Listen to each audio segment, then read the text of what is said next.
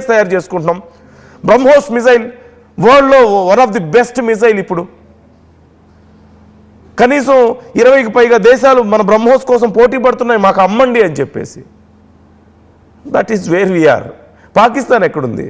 They are begging America, they are begging China, మాకు funds ఇవ్వండి. మొన్న దురంధర్ మూవీ మనం తీసాం కదా, మన ఇండియన్ ఏజెంట్ గురించే కదా తీసింది. చాలా గొప్ప సినిమా అంటున్నారు, చాలా బాగా ఉంది సినిమా, మనం చూస్తున్నాం, చాలా మంచి రేటింగ్స్ వస్తున్నాయి. ఇప్పుడు ఈ సినిమా గురించి పాకిస్తాన్ ఏడుస్తుంది. ఏమని ఏడుస్తుందో తెలుసా? పాకిస్తాన్లో పబ్ ఉందని, ఆ సినిమాలో హీరోయిన్ పబ్లో డాన్స్ చేస్తూ ఉంటుంది, అక్కడ హీరో వెళ్తాడు. So there is no pubs in Pakistan ఆ టైంలో అసలు. అండ్ హీరో బైక్, ఒక కాస్ట్లీ బైక్ యూజ్ చేశాడు అందులో, రణ్వీర్ సింగ్. సో ఆ బైక్, అలాంటి బైక్స్ మా దగ్గర ఎక్కడ ఉన్నాయి? మా దగ్గర అన్ని స్ప్లెండర్లు ఇలాంటివే కదా మా దగ్గర టాప్ బైక్స్ అంటే. You can't see sports bikes in Pakistan. ఒకవేళ చూసినా ఎంత ప్రైస్ ఉంటుందో తెలుసా? మన దగ్గర 10 లక్షలు ఉండే బైక్ అక్కడ కోట్లలో ఉంటుంది. మన దగ్గర ఒక 20 lakhs ప్రైస్ అనుకుంటే, ఒక సూపర్ బైక్ కాస్ట్ 20 lakhs అనుకుంటే, they need to spend almost 1.5 crores 2 crores for that bike. అంటే అంత ట్యాక్స్ ఉంటుంది అక్కడ, ఇంపోర్ట్ ట్యాక్సెస్ అంత ఉంటాయి. అట్ ద సేమ్ టైం వాళ్ళ రూపీ వాల్యూ మనకంటే తక్కువ కదా వాళ్ళ కరెన్సీ వాల్యూ. సో ఓవరాల్గా చూస్తే they cannot compare with us. We should stop comparing with Pakistan in lot of things. అంటే చాలా సందర్భాల్లో వీఆర్ బెటర్ దాన్ పాకిస్తాన్ అని చెప్పుకుంటుంటారు కొంతమంది మన వాళ్ళు. Don't do that again. They are not even that range. They don't have that standard, not at least even to compare. ఇప్పుడు భారతదేశంతో comparisons Pakistan చేసుకుంటుంది. ఏమని? మా దగ్గర ఆయుధాలు ఉన్నాయి, మా దగ్గర అణ్వాయుధాలు ఉన్నాయి, న్యూక్లియర్ వెపన్స్ ఉన్నాయి. ఇది ఒక్క మాట మాత్రం మళ్ళీ చెప్పుకుంటారు. ఎన్ని ఉన్నాయి మీ దగ్గర వెపన్స్? సరే ఎన్నున్నా సరే ఎవరి చేతిలో ఉన్నాయి? ఉగ్రవాదుల చేతిలో ఉన్నాయి, మీ సైన్యం చేతుల్లో ఉంది. మీ రాజకీయ నాయకులు ఏం చేయలేరు అక్కడ. ఇక్కడ డెసిషన్ ఎవరు తీసుకుంటారు? గవర్నమెంట్స్ తీసుకుంటాయి. ప్రజలు ఎన్నుకున్న నాయకులు ఇక్కడ డెసిషన్స్ తీసుకుంటారు. బట్ అక్కడ ఎవరు నిర్ణయాలు తీసుకుంటారు? ఆసిమ్ మునీర్, ఒక ఉగ్రవాది తీసుకుంటాడు నిర్ణయాలు. ఇమ్రాన్ ఖాన్ని తీసుకెళ్లి జైల్లో పెట్టారు. రేపో మాపో షహబాజ్ షరీఫ్ని పక్కకు నెట్టేసి ఇక పూర్తిగా ఆసిమ్ మునీర్ గద్దెనెక్కాలని చూస్తున్నాడు.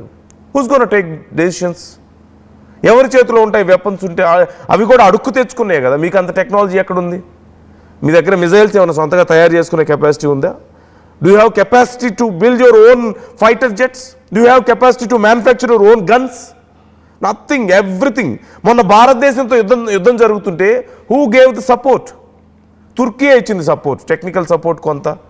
అండ్ డ్రోన్స్ ఇచ్చిందేమో చైనా. అండ్ ఆ డ్రోన్స్ మనం ఎలా బద్దలు కొట్టేసాం మనం చూసాం కదా, ఎలా కాల్చిపడేసాం మనం చూసాం కదా ఆ డ్రోన్స్ని. అండ్ మన బిజినెస్ రేంజ్ ఎంత, వాళ్ళ రేంజ్ ఎంత? కనీసం మన దేశంలో ఒక స్టేట్ బడ్జెట్, వాళ్ళ దేశం బడ్జెట్, వాళ్ళ దేశం మొత్తం బడ్జెట్ వాళ్ళ మంత్రులే చెప్పారు వాళ్ళ పార్లమెంట్లో. They said it. ఒక యూపీ అనే ఒక స్టేట్ ఉంది అక్కడ, ఆ స్టేట్ బడ్జెట్ అంతా మన దేశం బడ్జెట్ అని చెప్పి సిగ్గు లేకుండా చెప్పుకుంటున్నారు. వాళ్ళు ప్రతిపక్ష నాయకులు తిట్టుకుంటున్నారు అక్కడ పార్లమెంట్లో. సో ఏ విషయంలో వాళ్ళు కంపేర్ చేసుకోగలుగుతారు మనలో? సో ఓవరాల్గా పాకిస్తాన్ అంతర్జాతీయ స్థాయిలో మాకు వాల్యూ కావాలని చెప్పి పాకులాడుతుంది. వాళ్ళ దగ్గర చూపించుకోవడానికి ఉంది ఒకే ఒక్కటి, సమ్ న్యూక్లియర్ పవర్. అది కూడా ఎలా వచ్చిందో మనందరికీ తెలుసు. సో దాన్ని ఎందుకు వాడతారనేది కూడా మనకు తెలుసు. Are they really responsible? No. పిచ్చోడి చేతిలో రాయి అంటారు కదా, అంతే. అంతకు మించి ఏముంది? ఎప్పుడు ఎవరి మీద విసిరి కొడతాడో, లేదంటే వాడి పళ్ళు వాడే రాళ్ళు కొట్టుకుంటాడో తెలియదు కదా. That is what exactly happens. Pakistan విషయంలో న్యూక్లియర్ పవర్ ఉంటే అదే జరుగుతుంది. ఇంకా వాళ్ళ దగ్గర ఇంకేం లేదు. తినడానికి తిండి లేదు, ఉద్యోగాలు లేవు. ఏదన్నా మంచి ట్రీట్మెంట్ చేయించుకోవాలంటే మనమైతే మహా అయితే వేరే రాష్ట్రానికి వెళ్తామేమో.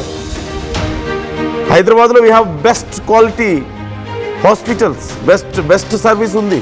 ఈవెన్ వేరే దేశాల నుంచి మన దేశానికి వచ్చి హైదరాబాద్కి వచ్చి ట్రీట్మెంట్ చేయించుకుంటున్న వాళ్ళు ఉన్నారు. ఇంటర్నేషనల్ లెవెల్ ట్రీట్మెంట్స్ మన దగ్గర అందుబాటులో ఉన్నాయి. బట్ వాళ్ళు ఏదైనా చేయించుకోవాలంటే కొద్దిపాటి మంచి ఏదన్నా, సహజంగా మన నాయకులు చూస్తుంటాం ఏపీ నుంచి హైదరాబాద్ వస్తారు, లేదంటే హైదరాబాద్ వాళ్ళు ముంబై వెళ్తారు, ఢిల్లీ వెళ్తారు, ఇలా చూస్తుంటాం. ఇట్స్ వెరీ రేర్ కేసులో మాత్రమే వేరే దేశాలకు వెళ్ళడం అనేది. కానీ వాళ్ళు అలా కాదు, వాళ్ళ నాయకులు ట్రీట్మెంట్ చేయించుకోవాలంటే వాళ్ళ దేశంలో ఉండదు, వేరే దేశాలకు వెళ్ళాల్సిందే వాళ్ళు. So that is the condition there. There is no education quality, there is no medicine, వాళ్ళకి ప్రాపర్గా వైద్యం లేదు, ట్రీట్మెంట్స్ లేవు. ఇక తిండికి దొంగతనాలు చేసుకోవాల్సిన పరిస్థితి, వంట గ్యాస్ ఏమో బెలూన్స్లో నింపుకోవాల్సిన పరిస్థితి, పెద్ద పెద్ద కవర్స్, ప్లాస్టిక్ కవర్స్ తీసుకెళ్ళి దాంట్లో నింపుకోవాల్సిన కండిషన్ కనిపిస్తుంది. సో అసలు వాళ్ళకి ఏ క్యాపబిలిటీ ఉంది? అండ్ పుతిన్తో మళ్ళీ భేటీ అంటున్నారు. What they can offer to Putin చెప్పండి? ట్రంప్కి ఆఫర్ చేసినట్లుగా బలూచిస్తాన్లో దొంగతనం చేసిన రంగురాళ్ళు తీసుకెళ్ళి ఇస్తారా పుతిన్కి? ఏమిస్తారు? లేదంటే ట్రంప్ నేను ఆయిల్ స్టోర్స్ పెడతా అంటున్నాడు, ఆయిల్ మళ్ళీ తీసుకెళ్ళి రష్యాకి అమ్మేస్తారా? ఏం చేయగలుగుతారు వాళ్ళు? సో మీరేమనుకుంటున్నారు? దేనికోసం ఈ పాకులాట?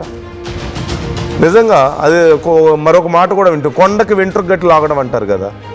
That's what they are doing. They don't have that capability to pull off all this. So try to comment your opinions. అంతర్జాతీయ స్థాయిలో పదే పదే పరువు పోగొట్టుకుంటుంది పాకిస్తాన్. వాళ్ళకి రెగ్యులర్గా ఉండేది, అది కొత్త